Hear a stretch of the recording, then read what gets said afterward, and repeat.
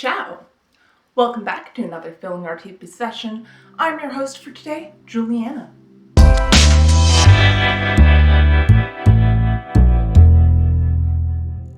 So today we're going to be working on mood blankets. There are many different ways to do this. The first is by casting all of your stitches and just doing one blanket start to go. The way I'm going to be doing it is through knitting. Instead of having like 120 stitches on these small needles, I'm going to do maybe about 10.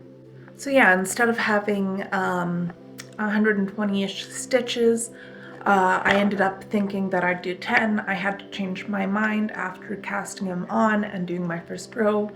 I saw that they weren't enough, and I eventually settled for doing a long loop scarf of 25 stitches width, and it'll be 365 days long. I guess let's get started.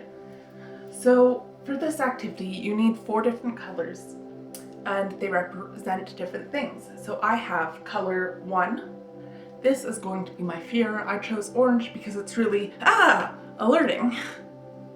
So that's anxiety, those emotions, doubt, nervous, panicked. For my sadness, I'm going to use this nice dark color. So this is my gloominess, my disappointed, my unhappy, my miserable color when I'm having those days where I'm just, oh.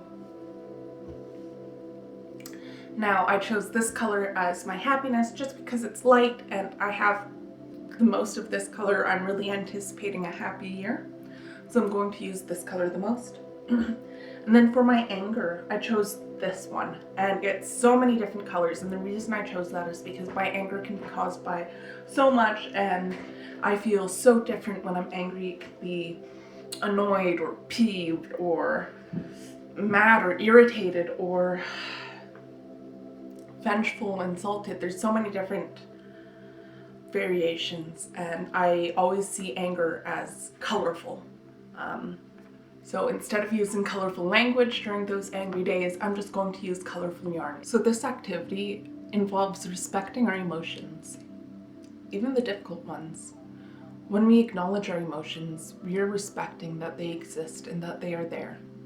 While also, the repetitive process of knitting can be soothing and can be practiced as mindfulness. By doing this, you are able to really reflect on your day, your emotions, while doing something steady. And the most important thing is that a mood blanket tracks your year. It tells you how you've been feeling, what's been going on, and it can be used as a great tool because if you're feeling frustrated and you're like, I don't know when, but I've been feeling really frustrated, you can start to see where things started to go and you can reflect, oh, well, I guess like what happened in that April-ish time that, things started going downhill because I'm seeing a lot more colorful compared to my light blue or orange or green.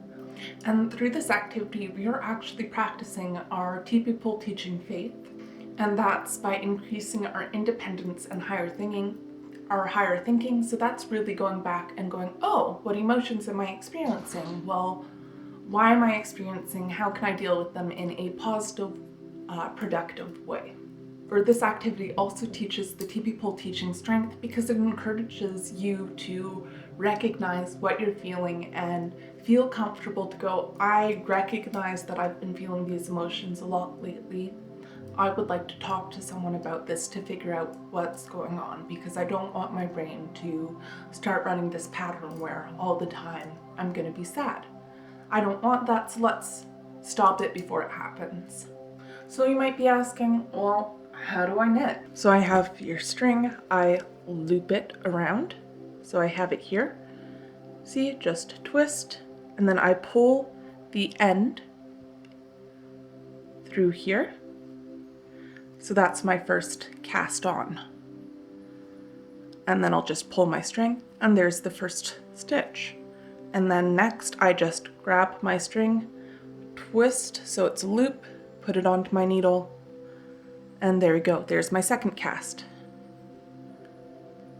And then just keep doing this. Third cast, fourth cast. Now I had to change my happiness color, so I went for a nice calm blue. Blue is one of my favorite colors. It's very calm and relaxing, so I use it. So I'll just start casting on again because I had messed up. It's okay to mess up because messing up is fine. It's how we live and learn. And when we do the yarn change, I'll show you guys how to knit, or my favorite way to knit at least. Knitting is very calming. I really like watching TV or talking with others when I'm knitting. It really just keeps my hands busy, and it's a very calming thing that you can take anywhere. Knitting also gives me a good time to just really be silly and open my mind. Obviously, I'm having a good day, so I'm going to be joking around a bit more.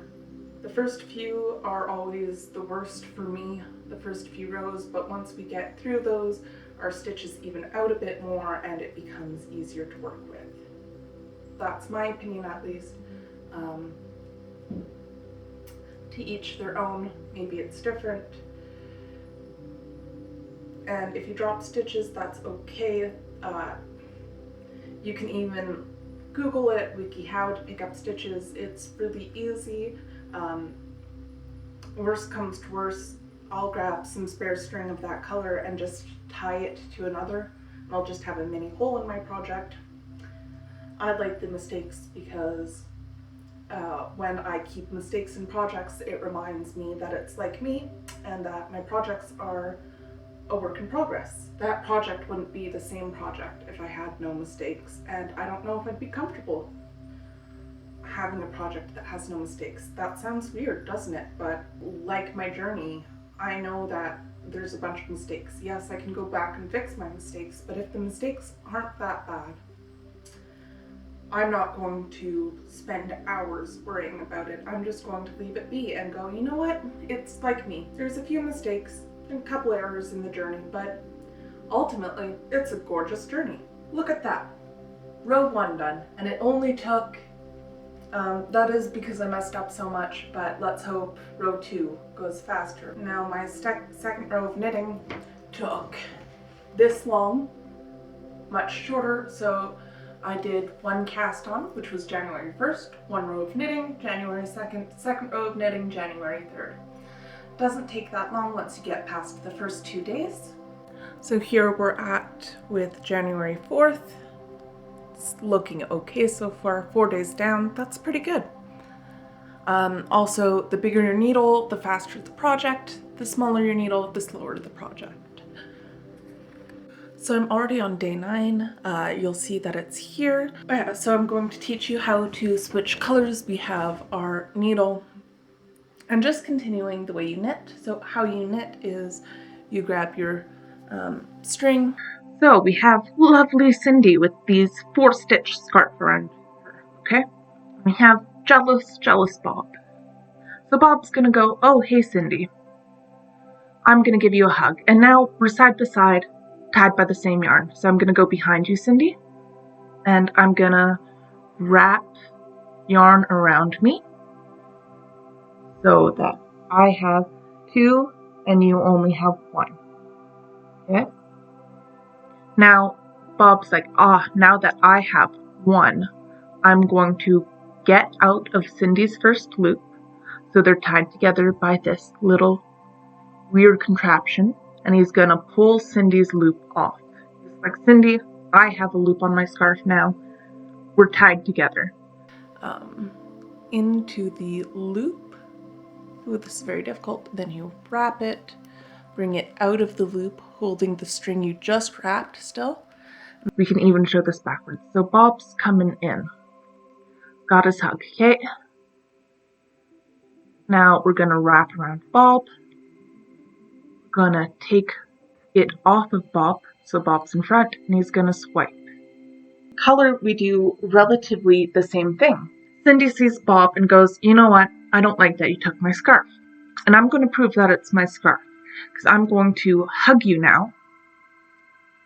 And I'm going to have a tail. Okay? I'm gonna wrap this color around me. This new color, totally not blue, so Bob, you can't say I stole it from you, because that's a lie. So Cindy hugs Bob. You see that she's caught around Bob. We have the pink string. Cindy is going to take Bob off from around her. So Cindy only has this pink, which is tied by a green. And because Cindy's tied by the green, she's like, Bob, let go. She takes Bob's scarf off. Okay? Now I usually tighten it here because this is the first stitch of switching color is typically a little looser. So she's going to do it again. She's going to, hi Bob, how's it going? Nice to see you. I'm hugging you. Cindy's behind Bob. She's going to wrap some color around her and get rid of Bob because she doesn't want Bob's color. So she has no Bob around her, she just has pink now. But her pink is stuck around her. She's going to go, hey Bob, you're stuck on me. Let's get that scarf off.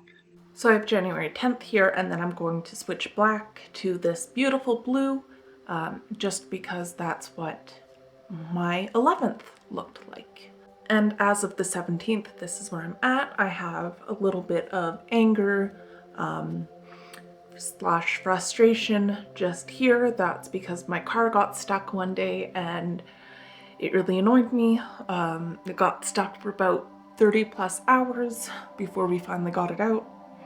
And then I have some orange here because as of January 17th, I am terrified of the roads. They have my heart pounding. I'm really worried about the road conditions, people's wellness. I really worry about people driving safely. Now let's say you're like, Juliana, I want in it. I want to participate, but I just don't have the patience to do this. We have an alternate activity for you. So we're going to be finger knitting and turning it into arm knitting with the scarves. This you can't get your emotion, but it really ties back to the video I did last January where we learned about humility. So this is what kind of connects us to all our relations. Let's say you started off here at the very beginning. That's you. And someone else is here.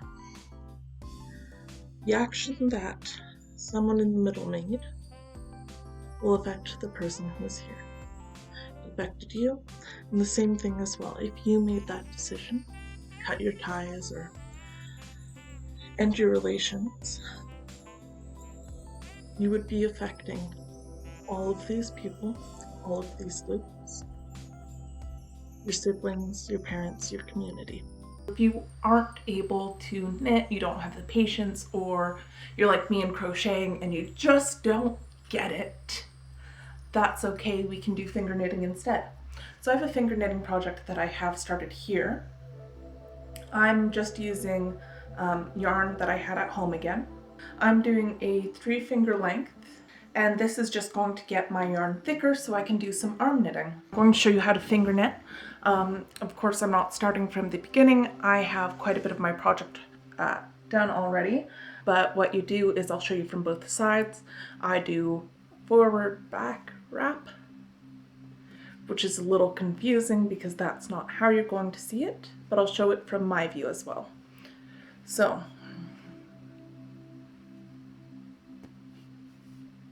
then I'll hold that there, pull that back, under, over, the under, over, and then you repeat that over. So again, forward, back, wrap round, back, forward. So you're kind of weaving with the string. So you start your cast on, you do that until you have nice enough that you can put it around your hand. I'm going to do about, I think, 5 lengths. So 1, 3, 4, 5. Okay, so we have it that way. I'm going to put my hand in. I'm going to hold my tail here, and then just holding the tail, I'm taking my hand out so that it's hooked in, and I'm taking it off my hand. So, first loop. Again, put it in, that, grab, out, on your hand, off your hand, and just repeat that process.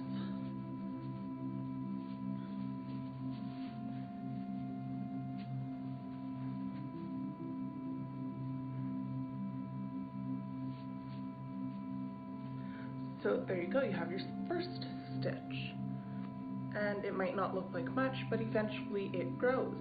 So again, I'm going to go the other way now. I just take my hand in, grab this hoop, pull it out around my hand, off. And I'll tighten this a bit. So, in, grab the hoop, out, pull it off. New hoop on my hand. So, my question for you is, why do you think knitting fits into the teepee pole teachings? I gave a few examples in the video. If you want, you can search through the video and use those examples as well. Alright, I'll see you guys next week. Have a good day.